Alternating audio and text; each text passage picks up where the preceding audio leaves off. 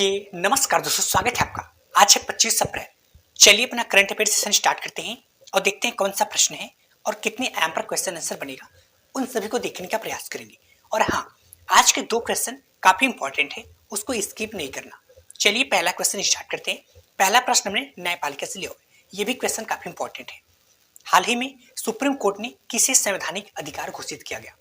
देखो, supreme court जो सर्वोच्च न्यायालय है, इसके द्वारा अभी हाल ही में किसको संवैधानिक अधिकार घोषित किया। संवैधानिक का मतलब अब आपको उसमें संविधान के आधार पे आपको अधिकार मिलेगा। तो किसी चाइल्ड केयर लीव, जो चाइल्ड मतलब बच्चों के ध्यान रखने के लिए जो छुट्टी मिलेगा महिलाओं के लिए, उसे अब संवैधानिक अधिकार घोषित किया गया। मतलब अब महिलाओं को छुट्टी देना बच्चों के केयर के लिए ये संवैधानिक अधिकार हो गया। क्योंकि क्या होता था कि चाहे सरकारी कंपनी हो या चाहे कोई निजी कंपनी हो, प्राइवेट कंपनी में महिलाओं को छुट्टी मिलना एक बहुत प्रॉब्लम का क्रिएट करती थी। तो अभी हाल ही में सुप्रीम कोर्ट ने एक याचिका के दौरान ये सुनवाई करते हुए निर्देश दिया कि इसको महिलाओं का छुट्टी लेना चाइल्ड केयर लीव में संवैधानिक अधिकार होगा। अगर इसको कोई नहीं देगा तो संविधान के माध्यम से इसको न्यायपालिका के माध्यम से इनको दंड दिया जा सकता है। क्योंकि आपको पता है, वैसे महिलाओं को जो प्रेगनेंसी के दौरान मातृत्व छुट्टी मिलता है 6 महीने का, अगर वो गर्भ धारण किए हैं। लेकिन जब बच्चे हो जाते हैं, उनके छोटे बच्चे होते हैं, उसमें उनको छुट्टी नहीं मिलता था।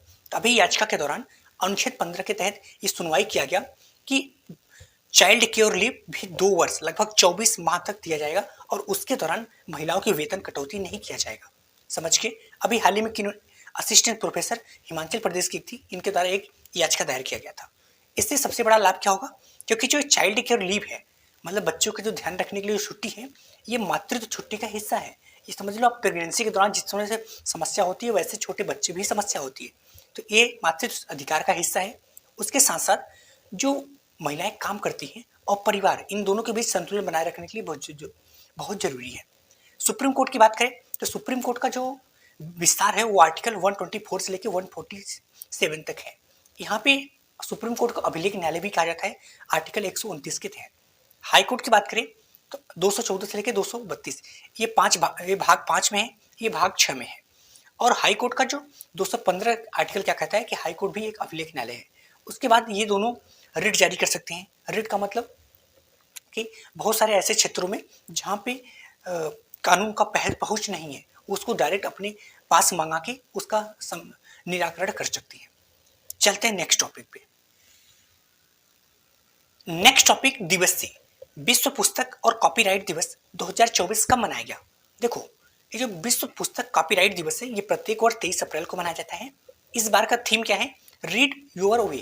इसका मतलब कि आप पुस्तकों को पढ़िए। इससे इस बार, क्योंकि आपको जानते हैं जो विश्व पुस्तक दिवस है ये क्यों मनाया जाता है?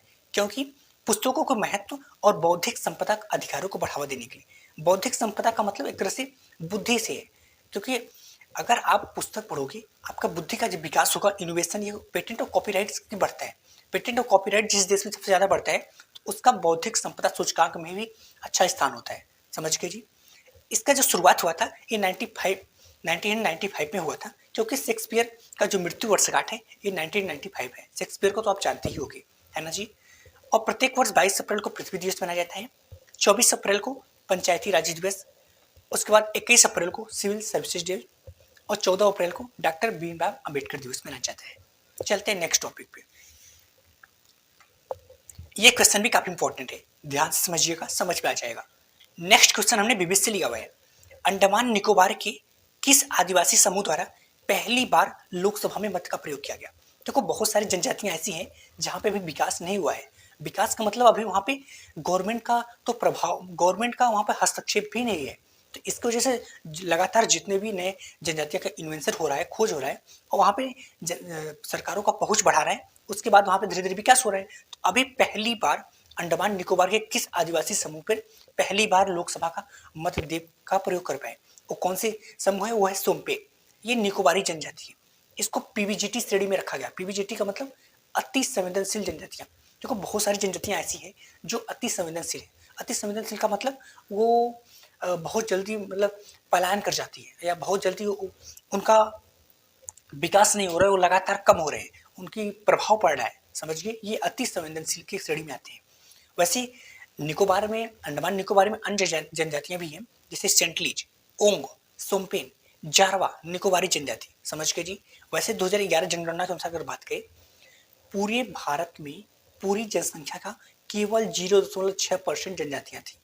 और उत्तर प्रदेश की बात करें, उत्तर प्रदेश में 1.09% जनजातियां हैं। और अभी देखो, अति संवेदनशील का आप अंदाजा ऐसे भी लगा सकते हो कि जब 2011 जनगणना हुआ था उस समय इनकी संख्या केवल मात्र 229 थी। समझ रहे हो इनकी संख्या कितनी कम है इसकी वजह से। अब अगर बात करें कि यहाँ पे जब पहली बार क्या किया गया, सोमपेन हट नाम का बूथ बनाया गया और वहाँ पे ही ये लोग मत का प्रयोग कर पाए। इसके बाद यहाँ पे भाषा क्या है, इन जनजातियों की भाषा क्या है, इन जनजातियों की भाषा है जो मधियास, क्योंकि हिंदी अंग्रेजी तो लोग समझ नहीं पाएंगे। उत्तर प्रदेश में कौन कौन जनजातियां हैं, उत्तर प्रदेश में कुछ महत्वपूर्ण जनजातियां हैं, जैसे भोक्सा जनजातियां, ये कहाँ पे पाई जाती है, ये रामपुर बिजनौर इलाके पश्चिमी उत्तर प्रदेश में पाए जाते हैं। गौंड जनजातियां, गौंड जनजातियां ये आपके गोरखपुर बेल्ट इलाके महाराजगंज की तरफ पाए जाते हैं। थारू जनजातियां, ये आपके सोनभद्र से लेके ये वाराणसी से होते हुए देवरिया, ये सभी पूरे आजमगढ़ तक पूरे क्षेत्र में पाए जाते हैं। माहीगिरी जनजातियां, ये भी आपका बिजनौर के इलाके में पाया जाता है। खैरवार, सोनभद्र, अगरिया, भुइयां जनजाति, ये सभी सोनभद्र और मिर्जापुर के इलाके में पाए जाते हैं। क्योंकि बहुत सारी जनजातियां ऐसी हैं केवल एक क्षेत्र में नहीं, वो बहुत सारे अलग अलग क्षेत्रों में प्रसिद्ध है। चलते हैं नेक्स्ट टॉपिक पे। नेक्स्ट टॉपिक रिपोर्ट से, वैश्विक सैन्य खर्च में भारत का कौन सा स्थान है। अभी एक रिपोर्ट जारी किया गया SIPRI, Stockholm International Peace Research Institute के द्वारा, जो कि स्वीडन की एक संस्था है, इसके द्वारा एक रिपोर्ट जारी किया गया जिसके आधार पर ये पता चला कि वैश्विक सैन्य खर्च सबसे ज्यादा सेना पे कौन खर्च करता है। वैसे ये रिपोर्ट बहुत सारे अलग अलग चीज बताती है कि सबसे ज्यादा मिलिट्री पे कौन खर्च करता है, सबसे ज्यादा न्यूक्लियर किसके पास है, न्यूक्लियर पे कौन खर्च कर रहा है, वेपन कौन खरीदता है, हथियार, ये सभी बहुत सारी चीजें। तो ये दुनिया भर के देशों का सैन्य खर्च विश्लेषण करता है। तो इसके आधार पर क्या पता चला कि सबसे ज्यादा जो सेना पे खर्च करता है वो है यूनाइटेड स्टेट ऑफ अमेरिका। दूसरे पे कौन है, वो है दूसरे पे आपका चीन। तीसरे पे कौन है, रूस। और चौथे पे कौन है, इंडिया। तो भारत का कौन सा स्थान है, इंडिया। वैसे पूरे भारत विश्व के स्थान की बात करें तो पूरे विश्व में 2023 के अनुसार 6.8% सैन्य खर्च बढ़ोतरी हुआ है। देखो सैन्य खर्च बढ़ोतरी कब होता है, कोई सैन्य सामान पे पैसा क्यों लगाता है, जब उसको सुरक्षा का मतलब खतरा होता है। तो अभी आपको पता है पूरे विश्व में बहुत सारे संघर्ष और तनाव चल रहे हैं, जैसे रूस यूक्रेन, इजराइल हमास, और यहाँ पे हैती में, ऐसे बहुत सारे अफ्रीकी कंटिनेंट में, तो बहुत सारी जगह ये सभी चल रहा है। तो इसकी वजह से यहाँ पे इस वर्ष बहुत ज़्यादा सैन्य खर्च में बढ़ोतरी हुआ। सैन्य खर्च में एक बहुत ध्यान देने वाली बात है कि जो यूक्रेन बहुत छोटा सा देश है, ये 8वें नंबर पे सर्वाधिक सैन्य खर्च किया है। और इसका कारण भी है, कारण ये है कि यूक्रेन और रूस से विवाद चल रहा है, ये आपको पता ही होगा, है ना जी। अगर भारत के परिप्रेक्ष्य में बात करें तो भारत इस बार 83.6 बिलियन डॉलर सैन्य खर्च में खर्चा करेगा, जो कि पिछले वर्ष की तुलना में 3.7% की वृद्धि है। फायर पावर इंडेक्स की बात करें, फायर पावर इंडेक्स क्या बताता है किस देश की मिलिट्री कितना मजबूत है। उसमें भारत का कौन सा स्थान है, चौथे स्थान पे। पहले पे यूएस है, दूसरे पे चाइना और तीसरे पे रसिया, और भारत का कौन सा स्थान है, चौथे स्थान पे। चलते हैं नेक्स्ट टॉपिक पे। नेक्स्ट टॉपिक अंतर्राष्ट्रीय से, पहली बार हिंदी रेडियो का प्रसारण कहाँ पे प्रारंभ हुआ, ये पहली बार बनाया गया। वैसे हिंदी रेडियो का प्रसारण तो ऐसे क्षेत्रों में जहाँ पे विकास बहुत ज़्यादा हो गया है वहाँ के लिए महत्व तो नहीं है, बट जहाँ पे अभी भी नेट और मोबाइल की सुविधा नहीं हो पाया वहाँ के लिए रेडियो ही पर्याप्त है। तो अपने देश में बहुत सारे ऐसे क्षेत्र हैं और विदेशों में जो भारतीय रहते हैं उनके लिए। तो सबसे पहली बार हिंदी रेडियो प्रसारण कहाँ पे शुरुआत किया गया, कुवैत देश की इंडियन एम्बेसी में। किसके द्वारा, भारतीय दूतावास और कुवैती संचार मंत्रालय द्वारा। वहाँ पे रेडियो का 2 चैनल शुरुआत किया गया। ये प्रत्येक रविवार को आएगा, FM 93.3, FM 96.3। ऐसा क्यों, क्योंकि कुवैत में भारतीय जनसंख्या बहुत ज़्यादा रहती है और भारतीय जनसंख्या को जो समाचार और जानकारी मातृभाषा में मिल सके भारत की जानकारी को, इसलिए इसको शुरुआत किया गया है। विश्व रेडियो दिवस कब मनाया जाता है, ये 13 फरवरी को मनाया जाता है। अगर बात करें प्रसिद्ध का कि कुवैत किसकी वजह से प्रसिद्ध है, तो कुवैत पश्चिम एशिया में स्थित भारत के खाड़ी में स्थित एक देश है जो तेल भंडार यहाँ पे बहुत ज़्यादा है। यहाँ पे पर व्यक्ति जो पर कैपिटा इनकम है ये भी बहुत ज़्यादा है, समझ गए। इसकी राजधानी क्या है, इसकी राजधानी कुवैत सिटी है। अभी हाल ही में 8 पूर्व नौसैनिक को सजा कहाँ पे किस देश के द्वारा सुनाया गया था, वो देश था कतर, और किसके आरोप में, जासूसी के आरोप में। चलते हैं नेक्स्ट टॉपिक पे। नेक्स्ट टॉपिक सम्मेलन है, पहला अंतर्राष्ट्रीय इंद्रधनुष पर्यटन सम्मेलन आयोजन कहाँ पे हुआ, देखो ये पहली बार हुआ है और इंद्रधनुष भले नाम है, इसका संबंध किसी और से है, तो इसलिए इम्पोर्टेंट है। तो पहला इंद्रधनुष पर्यटन सम्मेलन कहाँ पे आयोजन किया गया? नेपाल में। ये देखो इंद्रधनुष का मतलब एलजीबीटी समुदाय से है। एलजीबीटी समुदाय क्या होता है? एल मतलब लेस्बियन, जो महिलाओं का महिलाओं के प्रति अट्रैक्शन, जी मतलब गे, पुरुषों का पुरुषों के प्रति, बी मतलब बाइसेक्सुअल, जो दोनों के प्रति अट्रैक्शन होता है, टी मतलब ट्रांसजेंडर, जिनका बचपन में किसी के प्रति अट्रैक्शन बट अभी किसी दूसरे के प्रति अट्रैक्शन, और क्यू मतलब केरी, जिनका किसी के प्रति अभी तक उनको समझ ही नहीं आ रहा है।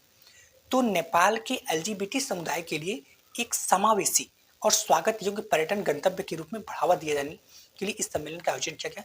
क्योंकि आपको पता होगा नेपाल में प्रमुख रूप से एलजीबीटी का अधिकार के लिए एक अग्रणी देश है कि एलजीबीटी यहाँ पे संविधान के माध्यम से इनको बराबर का हिसाब रखा गया है। तो इसलिए नेपाल में भी हाल ही में समलैंगिक विवाह का भी मान्य दिया गया था। भारत में समलैंगिक विवाह को मान्यता नहीं है। तो इसीलिए पूरे विश्व भर में जो एलजीबीटी समुदाय है उनके सम्मेलन, उनको समावेशी विकास और उनको मतलब उनके लिए पर्यटन, उनके लिए विशेष पर्यटन की व्यवस्था नेपाल में किया गया। इसलिए यहाँ पे पहला इंद्रधनुष पर्यटन। तो आपके मन में क्वेश्चन आना चाहिए कि इंद्रधनुष का नाम क्यों रखा गया? क्योंकि जो एलजीबीटी का फ्लैग है, जो झंडा है, वो इंद्रधनुष रेनबो कलर का ही है, इसी वजह से। ठीक है जी। अगर नेपाल से जिलों की बात करें कि उत्तर प्रदेश से ऐसा कौन कौन सा जिला है जो नेपाल से स्पर्श करता है, तो पीलीभीत। देखो पीलीभीत एकमात्र दो ऐसे जिले हैं जो कि एक देश और एक राज्य से स्पर्श करते हैं। ये उत्तराखंड और नेपाल से स्पर्श करता है। ऐसे जो महाराजगंज है ये बिहार और नेपाल से स्पर्श करता है। उसके बाद लखीमपुर खीरी, बलरामपुर, बहराइच, सिद्धार्थनगर और श्रावस्ती। ओके दोस्तों, धन्यवाद। अगर आपको करंट अफेयर को शॉर्ट नोट्स के माध्यम में डिटेल में पढ़ना है तो आप इस फैमिली के हिस्सा बन सकते हैं। धन्यवाद।